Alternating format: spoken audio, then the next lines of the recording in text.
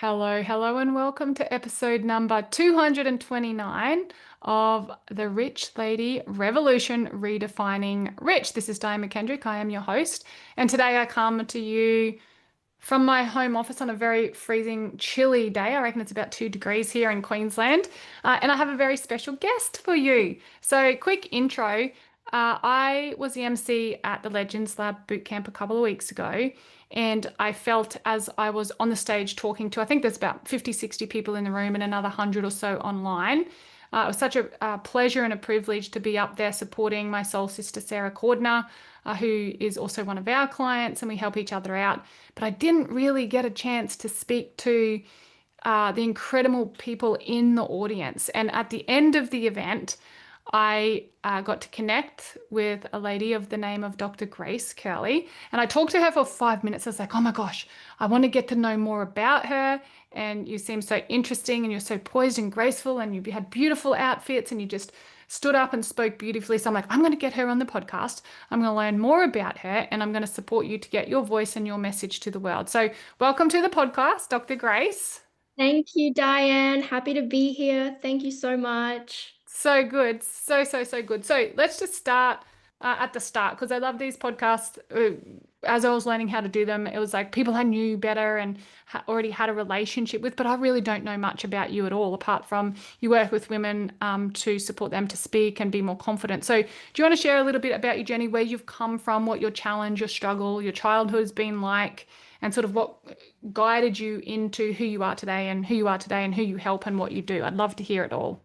Okay, great. So first of all, I am a confidence architect and a family liberation specialist. So I work on identity reconstruction for executive women and young women to basically remove the limiting beliefs and conditionings that they have for them to actually connect to their true self. And I believe that when you do connect to your true self, that is when confidence is inevitable. It's a natural extension of your being. So this is also covered in, I have a 9-week course called the Embodied Confidence Pathway, where I basically take women through this transformative experience of self-reflection and self-evolution. And I embarked on this journey of being a confidence architect not that long ago, because I have been a integrative medicine specialist for the last couple of years because I did a PhD in natural medicine, but I recently realized that my true calling was by inspiring and helping other women like me and older than me to really embody their self-worth because over my life, I have seen so many women who just really sell themselves short, and I've been that woman, and I've had friends that were that woman, and it's been very hard to see beautiful, smart, amazing women just devalue themselves because of a lack of confidence. And so in my course, it's really powered by mind, body, spirit connection, which then informs your relationship with yourself.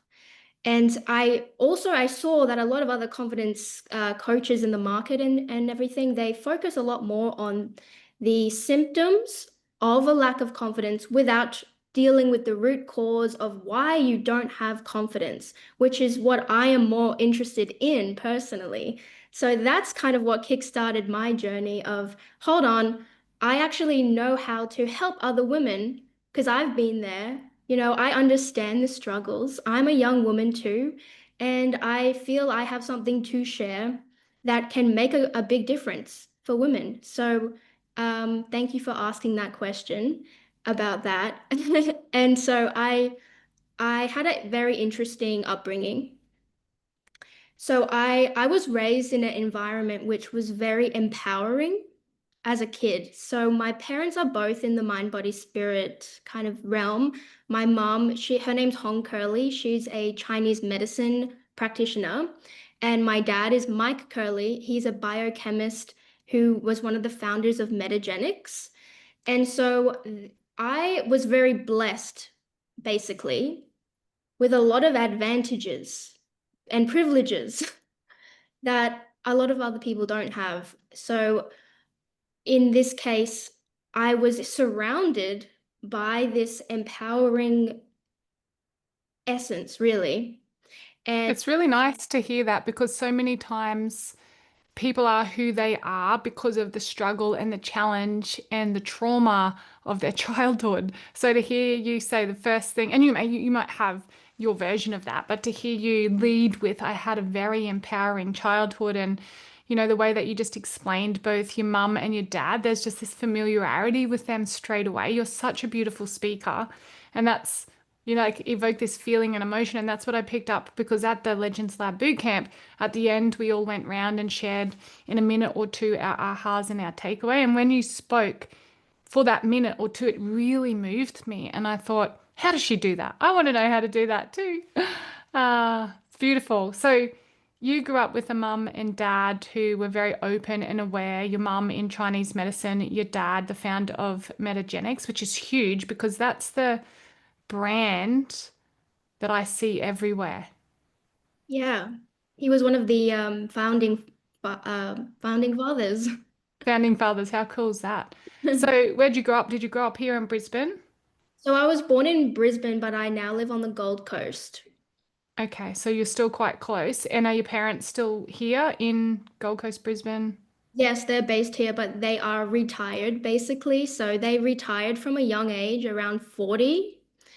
And because it was interesting because they retired at the peaks of their careers.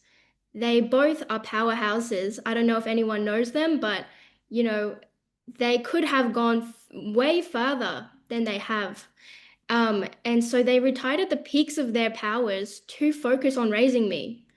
And so I have a brother, I have an older brother. He's also amazing, but he was from my mother's previous marriage. So I am only the only child of those two. So they really took their life, put it on hold just to consciously raise me, which obviously I'm very grateful for because they gave me a lot of time.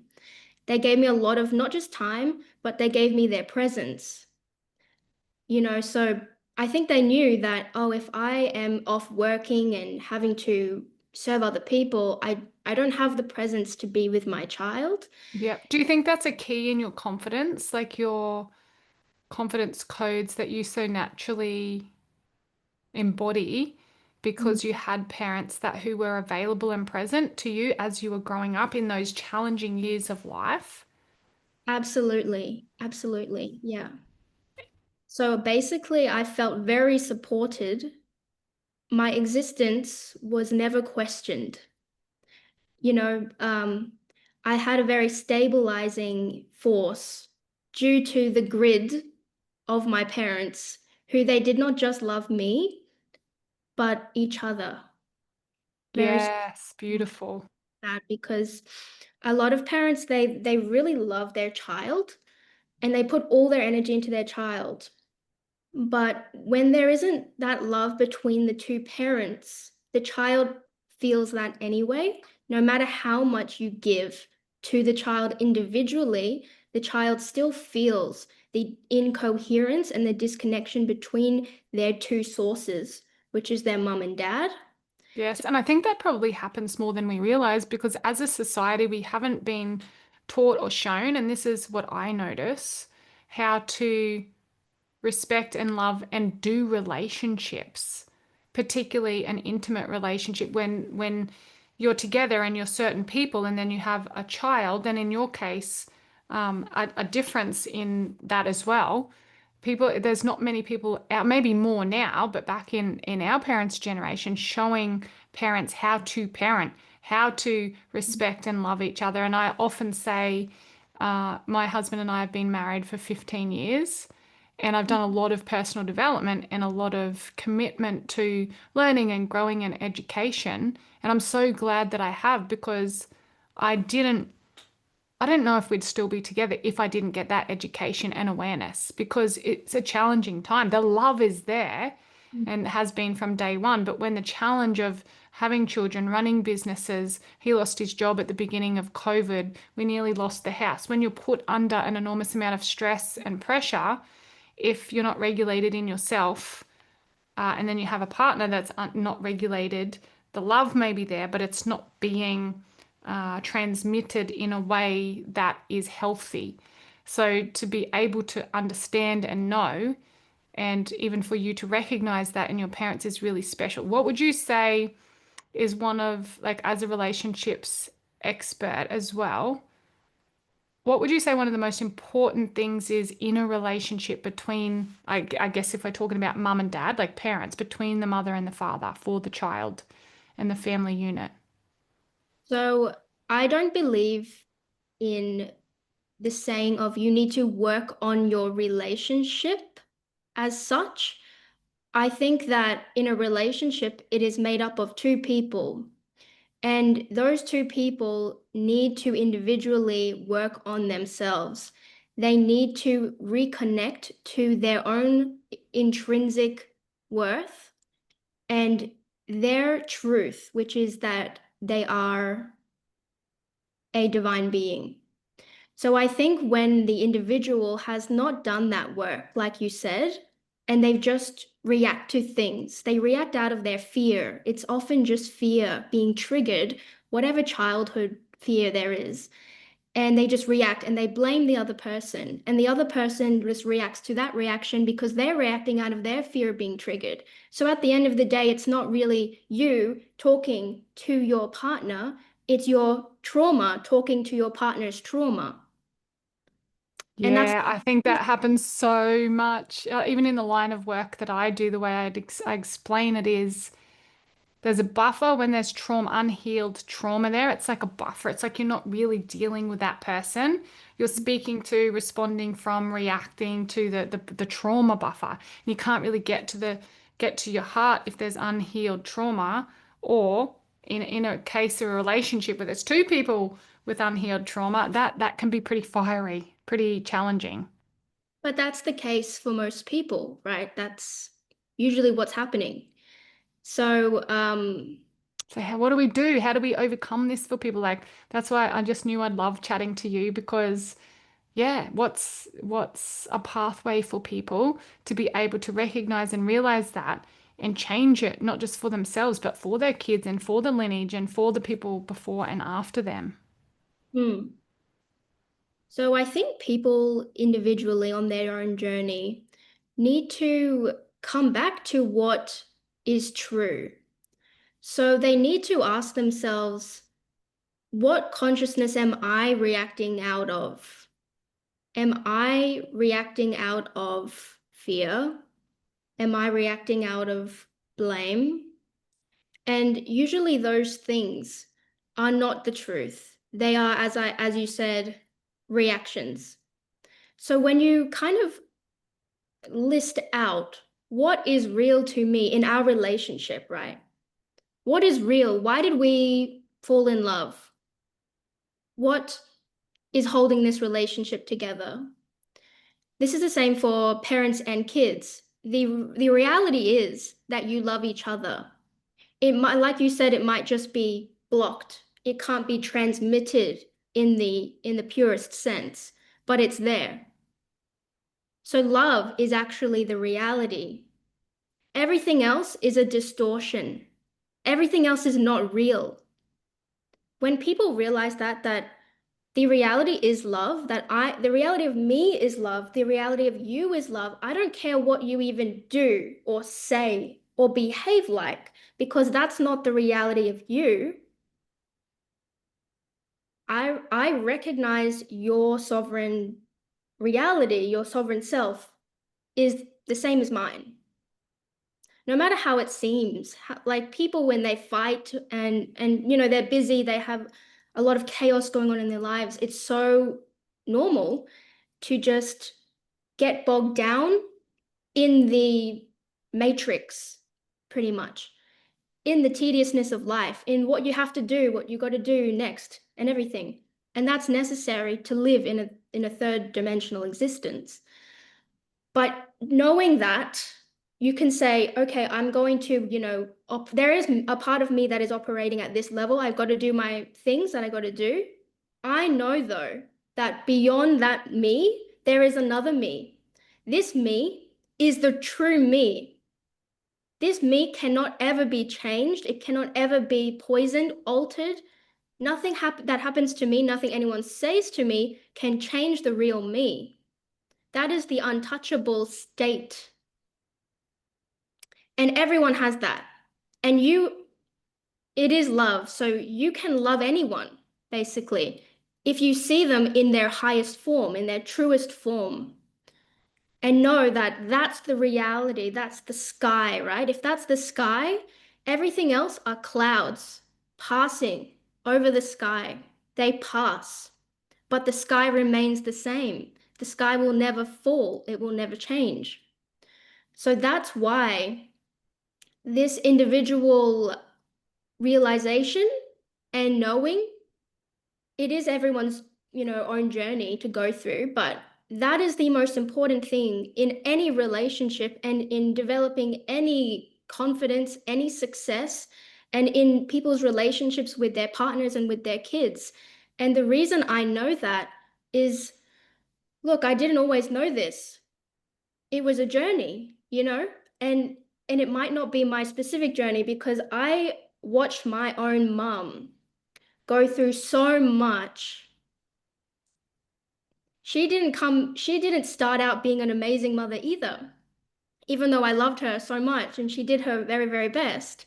But she had so much multi-generational trauma to work through. She was born during the Chinese Revolution. She was abused and abandoned by her mother. She's been through unspeakable things that I can't understand.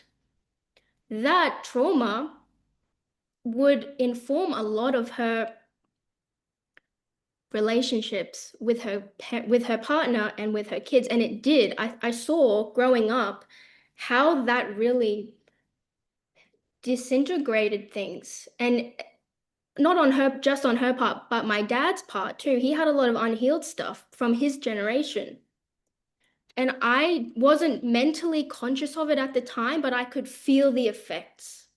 I absolutely felt the effects.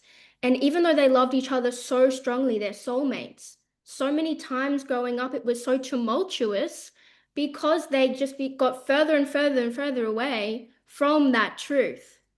So, they'd have huge fights.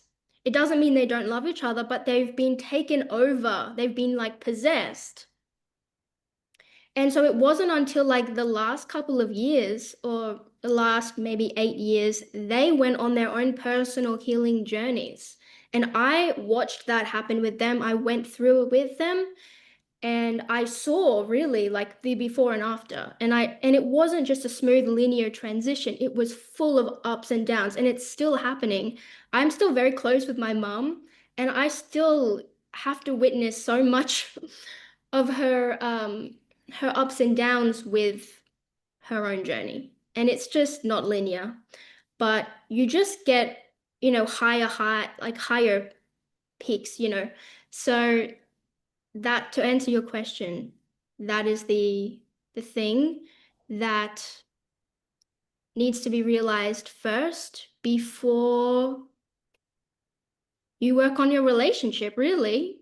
Yeah, and even understanding or knowing that about yourself as well Absolutely, yeah. prior to entering a relationship, because in my own experience, when you can have the understanding and connection of pure love within yourself, and you explained it like the cloud, everything, the clouds moving past. I feel like so many people do go into relationships because of intergenerational trauma and society and the things that they teach us without Mm, that love for themselves first. Because it's mm, always there, but if mm, there's been trauma or if there's you need healing, you're going to another person before you've healed or love yourself, expecting to get love from that person and outsourcing that love. And then when two people do that together, it can be pretty dramatic. mm, Whereas if we can understand that we are first and foremost the essence of love and connect with that and do our healing, it's not saying that two people can't come together and heal together, but it can be pretty, like you said, pretty uh, colorful, let's say. And so people listening to this, if they're wanting to connect to their highest power of love and their essence of love within themselves. And there's been lots of layers and buffers and trauma put on there. Where can Mm. they go? What can they do if they want to work with you or reach out or follow you? Where can they go to do that? So I have my website. It's drgracecurley.com, which has all my signature offerings there, what I do, more about me, everything like that. So they can reach me there. I also have social media with the same handle. So I have Instagram and Facebook. People can reach me there too, but yeah, I would say go to my website. Yep. So website, Instagram, or both social media and Facebook. Go to the website and have a look at the signature courses and things that you've got on there. And what would be your advice to people that might be going through a little bit of a challenge right now? Is there something that you can offer that could almost instantly just drop them into their heart and have them connect deeper to the essence and the presence of love and the consciousness of love? Because, you're speaking my language. I get it, I understand it, I experience it, I embody it. But also in the work that I do, I see so many people disconnected from their highest power or from from the love of their heart. So if Mm. someone's listening and that's resonating with them, what can they do in the moment to connect? So I want people to close their eyes and think back to any recent time where they have felt joy. Any recent time you have felt your heart expand with love or with joy for any reason recently, as you can remember. And I want people to sit with that feeling, go back to that moment of when you felt that and sit with it and feel how your body reacts to it. Feel, how does your chest feel? How does your heart feel in this area? How does your stomach feel when you remember that? You go back to that moment and you experience that feeling again. That's a feeling of expansiveness. Yeah. We we have these moments where we connect, right? With our kids, with our partner, with whatever that gives you that feeling of joy, that gives you that feeling of gratitude and love in our lives. We also have moments where we disconnect. We forget about that. We go into the pain. We identify with the pain. And look, pain is part of life. It's not realistic to say, cut out all the pain, stop feeling pain. It's not going to happen. When you identify with the pain and think, oh, now this is it. This is now my reality. This is now my identity. That's when it goes wrong. So for people to, in the moment, if they're feeling constricted, they're feeling stressed, anxious, tense, they've gone through a lot of stuff, or they've been so busy they've had no time to connect. That's what you should do, is sit quietly, sit down, close your eyes, think back to the last time you felt connected. Think back when you were happy, when you were laughing, what moved you to tears.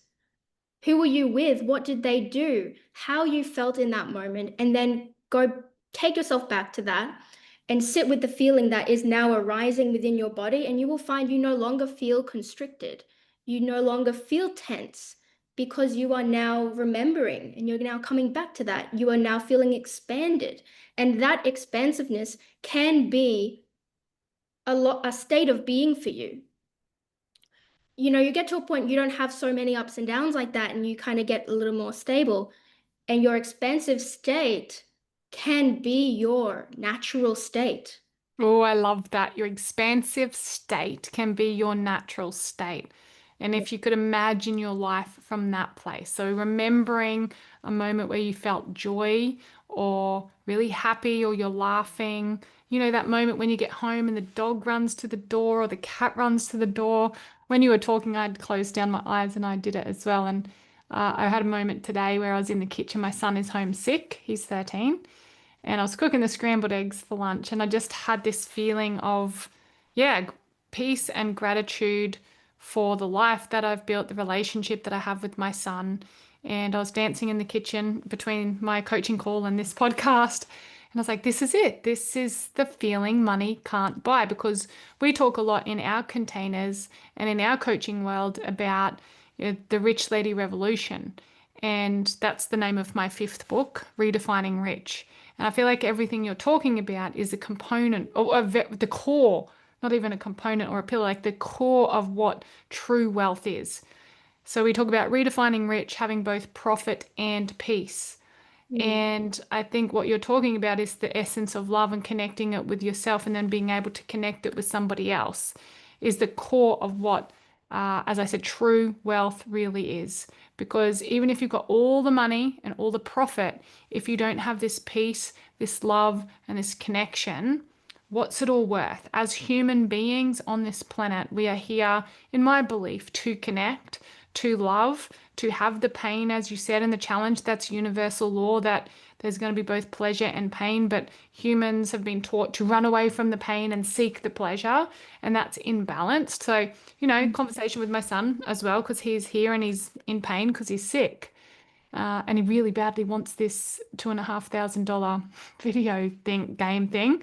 And I said, you can get that, but you're not getting it straight away, because part of life is learning patience. Part of life is understanding that's okay to be in pain. It was a really cool conversation earlier, as because I don't really ever give my kids Panadol, because my belief is the fever, and I've explained to this since they were little, the fever is your body fighting off and I know you'd know better, you're an integrative health specialist, but from my basic knowledge, it's like the fever is the body's way of doing what it needs to do to support you to heal. And every now and again, if the pain gets beyond a certain point, then that's where you might have something if you wanted. And I said to him this morning, you're kind of getting to that point. I could see him really struggling. Would you like me to go buy Panadol? Because there's none in the house. And he was like, actually, no. Don't. And for my 13-year-old boy to be like, oh, no, I don't want it because my body's doing what it needs to do. I was like, oh, okay. And then I offered to cut up onions and put in I read it on, my mum's quite natural, and I think she used to do it for us, when cut up onions and garlic and put it in their socks, Yeah, to use my yeah, essential oils and everything. But he drew the line. When he was little, I could do it, and because they didn't know how to sort of say, oh, that's weird, Mum, I don't want onion in my socks. Now he's 13, he's like, Mum, that's weird. No. But I said to him, a little bit of discomfort to support your body to heal itself. Just have a think about that. Anyway, it was still a no, but the reason I'm telling that story is because I really want to reiterate that fact that the pain or the discomfort is part of the process. And just because you have pain or discomfort, it doesn't mean that something's wrong. It doesn't mean you're doing it the wrong way. It's just the universe balancing things out, or God or nature or Buddha, whatever you believe in. And I really loved how you also said, when the most expanded self can be the new normal. That can be where you live from most of the time. And there's a less oscillation between the swing of pain and pleasure, and seeking pleasure and avoiding the pain, and being with what is present and surrendering and releasing the grip of how it should be, how we're told a relationship should be, or how we're told we should show up in the world, or whatever it is we're told through society and the culture. So yeah. I feel like we could talk for hours. I think you're such a beautiful speaker, and I feel a lot of gratitude now that to share time and space with you and learn from you and listen to you. So thank you for taking the time to jump on. And is there anything else you would like to say in summary here? Yeah, so sure. I just like to add that when people forget or are not connected to their true self, their reality, which is a being of love, they often would search outside of them for that feeling, whether it's in another person to fulfill them, whether it's money, success, fame, substances, whatever. It's any kind of addiction, really, because there's this intrinsic emptiness. And so when people lack that connection, often they take that into a relationship and it's like, I need you to fulfill me. I don't love you for you. I love you or I'm with you because I need you to fulfill me. And so that's, a lot of relationships are powered that way and they often don't last because it's a codependent relationship. And Or it's and that can be very painful. That can be really, really challenging. Ah. yeah, yeah, and I've seen it. I've seen it, and it's hard to witness too. But um, it is because of these two people in the relationship don't have self-worth. They don't know their own self. So what I ask people is, so who are you? And they say, oh, my name is so and so. I do this, and I'm like, no, who are you without your name? Who your parents gave you your name. They could have given you another name. Yeah, you know, Not your occupation. You could have easily chosen another career path. Would that be you? And your possessions, right? Are you your possessions, what you have? No. Are you your community, the community you are a part of? You can easily join another community. Does that community become you? And your beliefs, are you your beliefs? But your beliefs are simply influenced by your conditioning, growing up, parents, whatever, education. They're not you either. So you're not even your thoughts. If you're not these five houses of ego, who are you?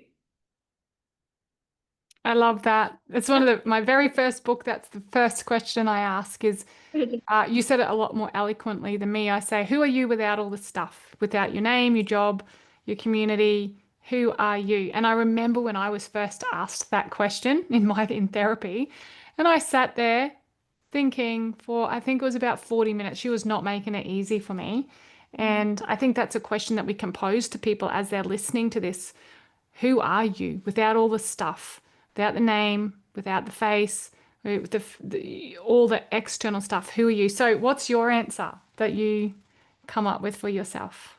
Well, I was asked this before and I was stumped Oh before. yeah, me too. I was like looking around and thinking, can you throw me a bone here? I don't know. Well, It's what do you easiest and mean? hardest. Yeah. So I never knew the answer. I couldn't even answer that person at the time. I didn't want to say something out of just for the sake of answering. So only literally recently in the last couple of years have I actually embodied myself enough to truthfully and authentically and in my power answer that question, which is if you ask, who am I know that I am a sovereign creator.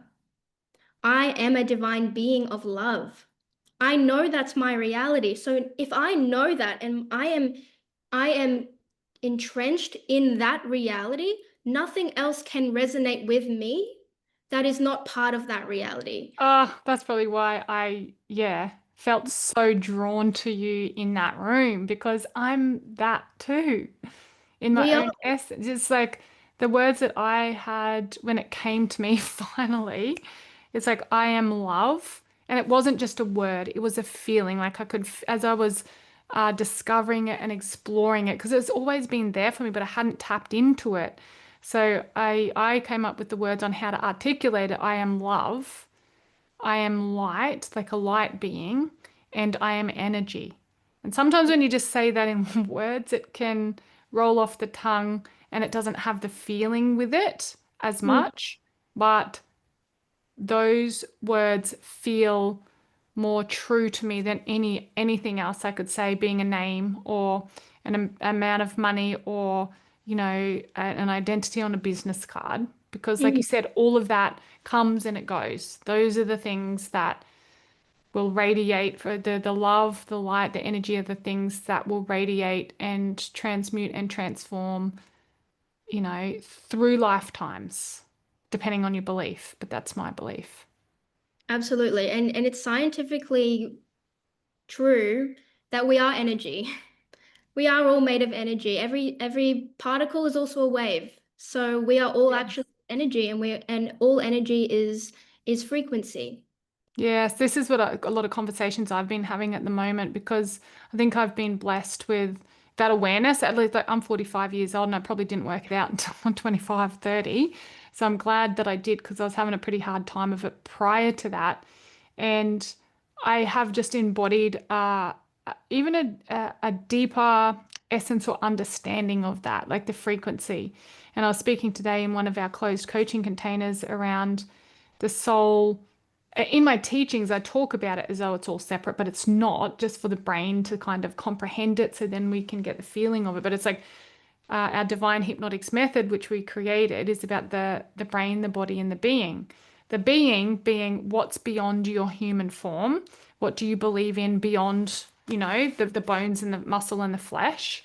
And Mm. I call that soul. And then the brain is there doing its thing, and then the body is enacting. So it's like the being whispers. So there's a whisper from the soul's desire. It will whisper. That whisper lands or downloads in your brain.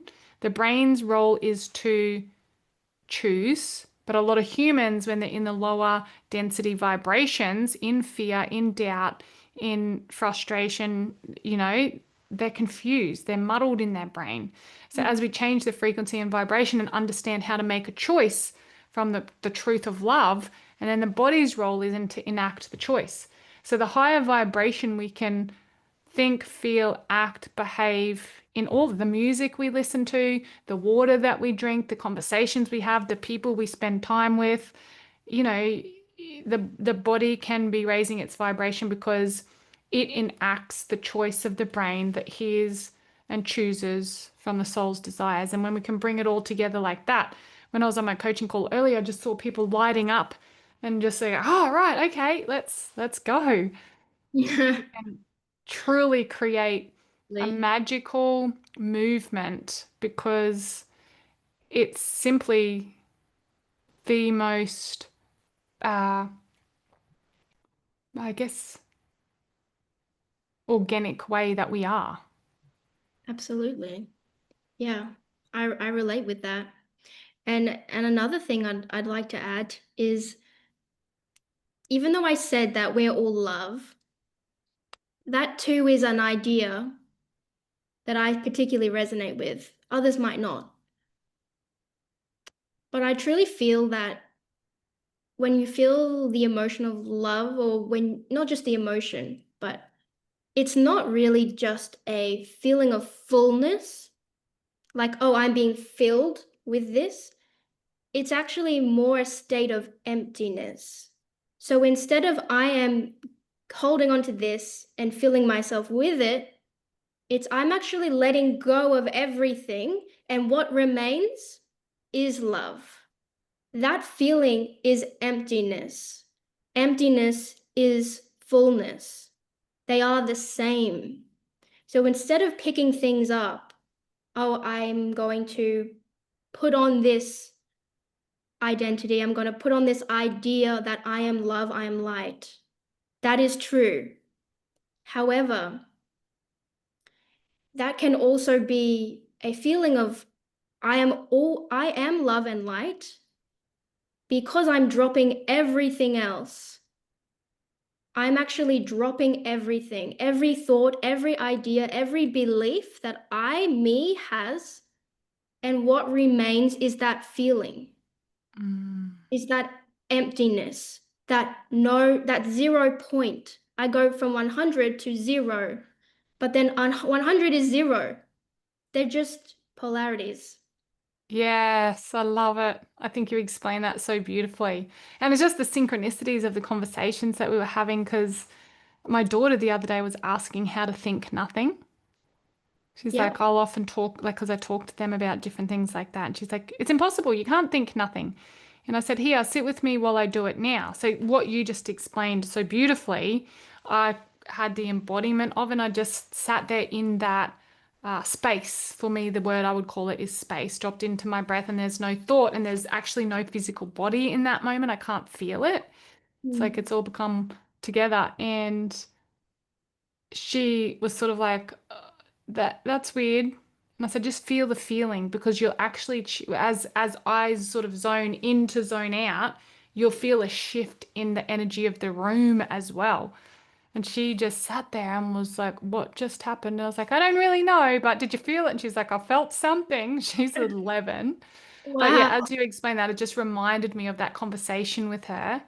And I couldn't articulate it, but I knew I could drop into it and feel it momentarily. So that's That's what's sitting there for us, hey? Just and it's there all the time. We just got to tap into it or what is it? Tap into it, turn it on. It's always on. it's Remove the always there. layers.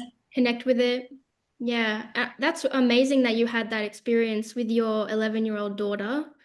That's beautiful. I love to hear that.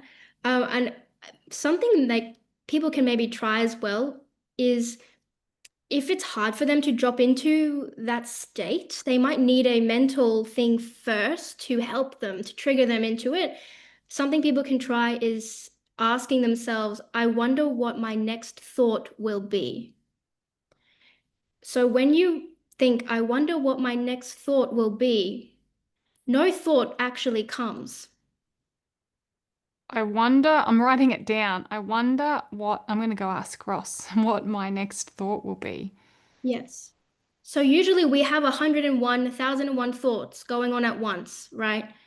When we ask ourselves, I wonder what my next thought will be. I wonder what my next thought will be. I wonder what my next thought will be. You will notice no thought is coming in. It's like you ask someone, close your eyes, try and find your mind. Where is it? When you found it, come and tell me. Yeah. Ah, Where is it? So it's like one of those paradoxical questions. It's you can't find your mind. There is no mind. I can't find it. It's not there. Exactly. There is no mind. That's the state. No yeah. mind is Oh, the state. I love this. I feel like we could talk all day. I know it's hard to stop, hey? Well, yeah, we should organize a catch up. I'm going to be down the coast. I think it's the 4th of September, but I'll be in touch and we'll organize a catch up so we can either talk or stare at each other or breathe. That question is amazing. I wonder what my next thought will be. And then the way that you explained the mind, if you said, "Hey, go find your mind, tell me when you find it." Yeah, I love that. I love that. And I don't really have anything else to say because I can just feel it all like incredible. I think you're amazing, Thank and you. I'm really excited to get to know you better and share your voice and your message and what you've and feeling a sense of love with everybody that listens to this and see the transmissions that unfold from it. Well, probably won't see them. They just do their thing, right? So Yeah. thank you so much for sharing time and space with me here today. And I'm looking forward to, yeah, just seeing where everything goes from here. Thank you. Thank you so much for having me. Had a great time. Awesome. I'll see everybody same place, same time next week.